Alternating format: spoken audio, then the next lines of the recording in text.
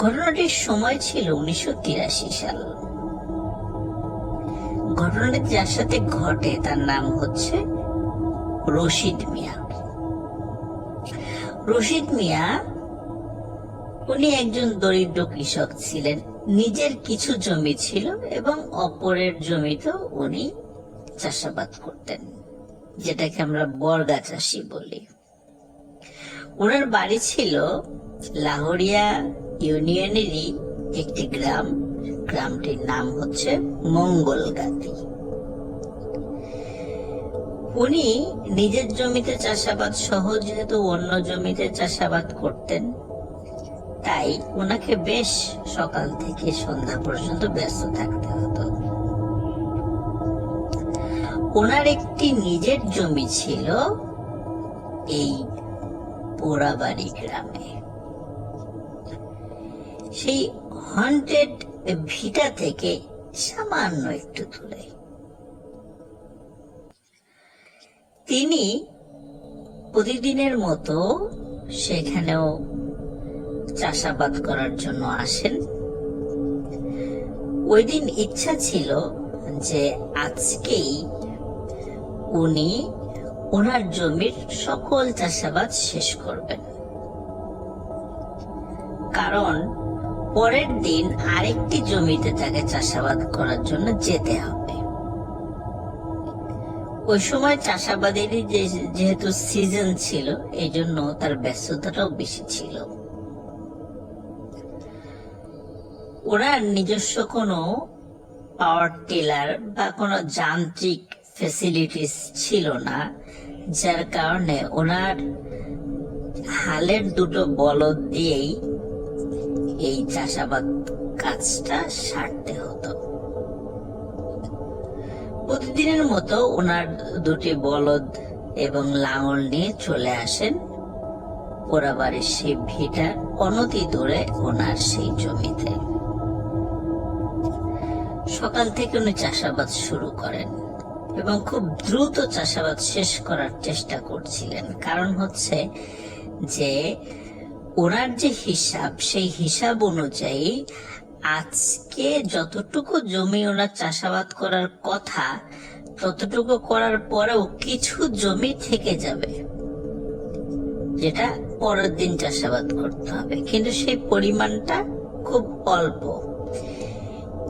যেহেতু পরের দিন অনেকটা দূর পথ পাড়ি দিয়ে আবার এখানে আসতে হবে, তাহলে সারাটা দিন কাজটা নষ্ট হয়ে যেতে পারে অল্প একটু জমি চাষাবাদের জন্য। এই জন্য ওনার ইচ্ছা ছিল যদি একটু রাতও হয় আজকেই উনি কাজটি শেষ করে চলে যাবেন। কাজ শুরু করেন। সকাল গড়িয়ে দুপুর হয়, দুপুর গড়িয়ে সন্ধ্যা হয়, কিন্তু ওনার কাজ তখনও শেষ হয়নি। সন্ধ্যার সময় মনে হলো যে ওনার কাজ আরেকটু বাকি আছে, যেটা ওনার আগের থেকে হিসাব করা ছিল। ওনার সাথে ওনার সন্তান ছিল। বিকালেই তার সন্তানকে বাড়ি পাঠিয়ে দেন এবং বলেন যে তিনি সন্ধ্যার পরে আসবেন এবং আসতে একটু দেরি হতে পারে। ওনার ছেলে বাড়িতে চলে যায়। সন্ধ্যার পর রশিদ মিয়া গরু নিয়ে চাষাবাদ করতে থাকেন। উনি একটি হারিকেনও নিয়ে এসেছিলেন, কারণ উনি জানতেন যে আজকে রাত হবে। তাছাড়া চাঁদের আলো তো ছিলই। সন্ধ্যার পরে চাঁদের আলোতে চারদিক উজ্জ্বল ছিল। ভালোই উনি কাজ করে যাচ্ছিলেন। যখন মোটামুটি একদম শেষ দিকে চলে আসেন কাজের দিকে, আর হয়তো বা 10-15 মিনিট মানে লাঙল দিয়ে চাষাবাদ করলেই জমি চাষ শেষ হয়ে যাবে, হঠাৎ ওনার গরু, যেটাকে আমরা বলদ বললাম আর কি, হালের যে বলদ, এই দুটি কেমন যেন একটু অস্বাভাবিক আচরণ করছিল। কারণ যখনই লাঙল নিয়ে একটা নির্দিষ্ট পথ উনি অতিক্রম করছিলেন, তখনই মনে হচ্ছিল ওই জায়গা দিয়ে যাওয়ার সময় তার বলদ দুটি অস্বাভাবিক রকমের আচরণ করছে, নড়াচড়া করছে, মনে হচ্ছে এই জায়গা দিয়ে যেতে চাচ্ছে না। তো উনি বুঝতে পারছিলেন না। কিছুক্ষণ পর হঠাৎ রশিদ মিয়ার মনে হয় ওনার পায়ের নিচে নরম নরম কিছু লাগছে। প্রথম দিকে উনি বুঝতে পারেননি। আবার যখন ঘুরে আসছেন তখন উনি একটা অদ্ভুত ব্যাপার লক্ষ্য করেন। একটু আগে যে দিক দিয়ে উনি লাঙল নিয়ে গেছেন, স্বাভাবিকভাবে তার থেকে সামান্য একটু এক পাশে চলে আসবে তার লাঙলটা, কারণ এক পাশ তো চাষাবাদ হয়ে গেছে। কিন্তু উনি যেদিক দিয়ে যাচ্ছিলেন ওই অংশটার, বিশেষ করে শেষ যতটুকু জায়গা বাকি ছিল, সেখানে পায়ের নিচে অদ্ভুত নরম কিছু একটার অনুভূতি উনি টের পান। এবং প্রতিবারই ওনার বলদ দুটি অস্বাভাবিক আচরণ করছিল, মনে হচ্ছে তারা আর চাষাবাদ করতে চাচ্ছে না।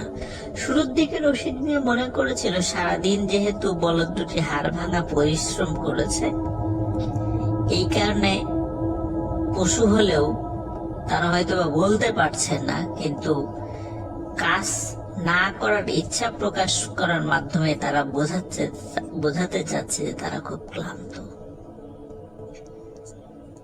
তখনও উনি অস্বাভাবিকতা তেমন কিছু লক্ষ্য করেননি, এই চিন্তা করে। কিন্তু 3বারের বার যখন রশিদ মিয়া উনি ফিল করলেন যে 3বারের বারও বলদ দুটি অস্বাভাবিক আচরণ করছে এবং 3য়বারেও ওনার পায়ের নিচে অদ্ভুত কিছু অনুভূত হচ্ছে। 4র্থবার যখন বলদ দুটি থেমে যায়, তারা আর এগোতে চাচ্ছে না, তারা আর চাষ করবে না, আর এমন জায়গা থেমে যায়, তখন রশিদ মিয়ার পায়ের নিচে সেই অদ্ভুত নরম অনুভূত হওয়া একটা জিনিস আবারও উনি ফিল করেন। উনি এবার চিন্তা করেন এই জিনিসটা কি আমি দেখব। রশিদ মিয়া সাহসী ছিলেন। উনি তখন যেখানে দাঁড়িয়েছিলেন ওই জায়গাটাতেই দাঁড়িয়ে, যেহেতু প্রতিবারই মনে হচ্ছিল এই জিনিসটা মুভ করে একদিক থেকে আর এক জায়গায় চলে যাচ্ছে, কারণ একটু আগে যেখানে লাঙল ছিল সেখানে ওনার পায়ের নিচে অনুভূত হচ্ছিল, আবার ওখান থেকে সরে আসার পর আরেক জায়গায় পায়ের নিচে অনুভূত হচ্ছে। এই জন্য উনি ওখান থেকে সরলেন না। তিনি যে কাজটি করলেন সেটি হচ্ছে ওইখানে দাঁড়িয়ে চতুর্দিক থেকে পায়ের নিচ থেকে মাটি সরাতে থাকলেন। মাটি যত সরাচ্ছেন মনে হচ্ছে যে উনি কোন গোলাকৃতির কোন একটা জিনিসের উপর পা দিয়ে দাঁড়িয়ে আছেন। মাটি সরাতে সরাতে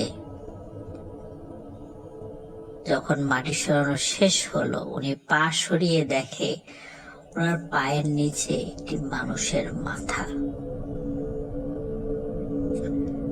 উনি সাহস করে 2 হাতে মাথাটি উঠান। উঠানোর পর উনি আর একটা অদ্ভুত ব্যাপার লক্ষ্য করেন। এই মাথাটি একটি মহিলার মাথা, বড় বড় চুল রয়েছে।